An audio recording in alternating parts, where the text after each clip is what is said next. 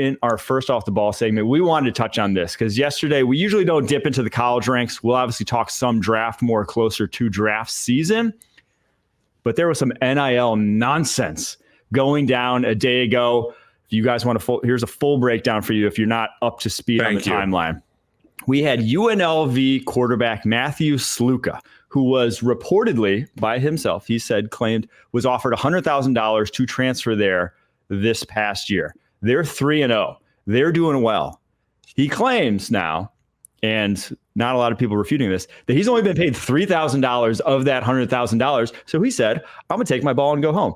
Says he's going back into the transfer portal, leaving, using his redshirt year, because until you play 4 games, you can still take that redshirt year. So saying taking a redshirt year, the starting quarterback of a successful college football team for the first time, I guess, in college football history here, is saying in the middle of a season that he's just going to transfer, which that's wild enough. But then we had this, Brendan Marion, OC for UNLV.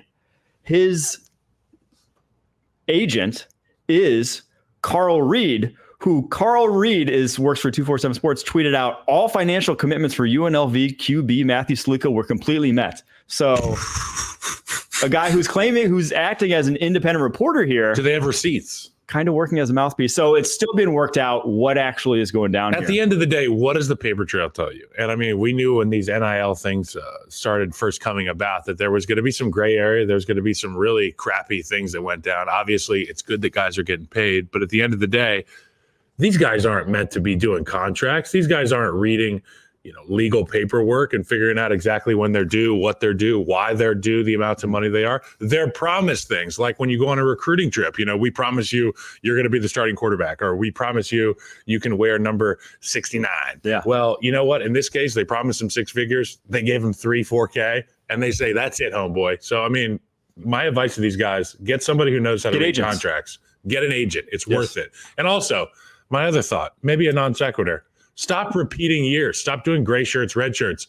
Your earning potential goes down in the National Football League when you come in as a 24, 25-year-old. Yeah, so your clock's ticking. Let's get out of the college ranks and start making some real bread. The other notable, Bear Alexander, a guy who, when I was doing my top 100 list preseason, he's a redshirt sophomore at USC. I had him right at the back end of my top 100. 3 games in, he's played all right. Not anything special. Was probably not going to raise his draft stock based off what I've seen. Well, he says I'm going to redshirt and go to the highest bidder again this offseason. And that's now his dating back to high school. The man's been at 7 different programs since the start of his freshman year. I think these are some of the in high school. Yes. Wow. These are tragedies in my opinion, transferring in high school too, of the current football landscape and what it's done to kind of commoditize these, I guess, down to 15-year-olds all the way up to 21-year-olds, where it's like they are not getting the best advice. There are people in the ears of these guys who are uber talented telling them things that they really should not be, because you should not be chasing the one paycheck. $100,000 in college is not what you should be chasing. If you are as talented a guy, like a 5-star like Bear Alexander, you need to have a little bit longer term thinking at this. And we're going to see more and more of this. Unfortunately, these guys who just bounce around from spot to spot because anytime they're a little unhappy, someone else is going to give me that better opportunity. Someone else is going to do this little more thing. I think we're doing these kids a disservice, a lot of them, to even have this as an option for them to just keep going program to program to program from high school to college. If you're an NFL team and you see this guy and his history, that's about the biggest red flag you can see for a prospect, in my opinion. Yeah, I mean, when I was growing up, I had a really bright young baseball coach who told me every time you do something stupid, every time you make a bad decision, you're writing somebody a check down the road. So for these young guys, go to a program where you trust the coach, where you think that there's going to be some continuity there with the staff. Go somewhere where you think you can improve as a football player. Obviously, you want to look at the main things: location. Is it a nice town? Are you going to win football games? But at the end of the day, you pick a school, you stay there. Unless something happens where it's obvious that you should transfer.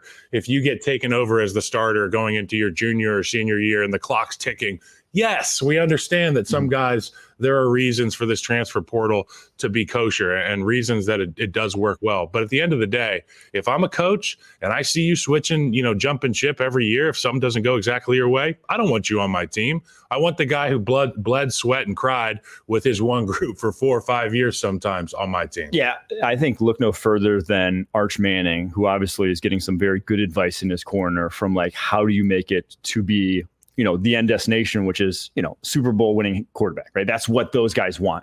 When you're that 5-star, 4-star prospect, that position, they told him to go to a place, or I guess like he chose to go to a place where he wasn't going to be the starter for the first 2 years. But he liked the coach. He liked the coach. Town. And he thought it was a place where he could develop.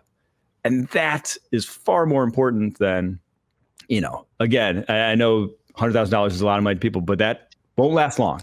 We heard the greatest of all time, Tom Brady, just last week, talking about the difference between guys now going into the league and guys now, or back in the day, going into the league.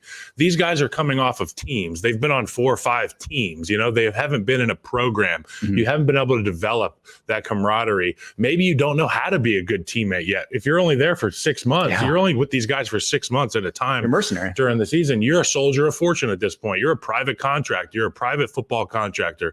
Would you rather be that in the eyes of the National Football League, or would you rather be a guy who is a stalwart for your program and your team and somebody who you can set your watch to as a human being, a teammate, and as a football player? Those are the guys I want on my team.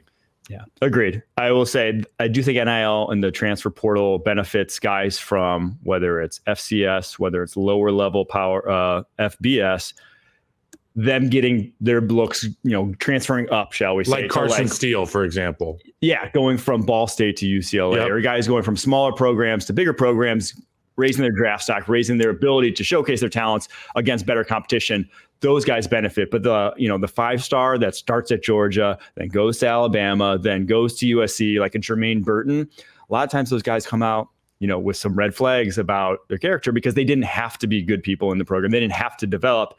They just, as soon as things got tough, they were able to leave. And I think that's a tragedy for a lot of these guys. It's a tale of the times, Mike. Unfortunate.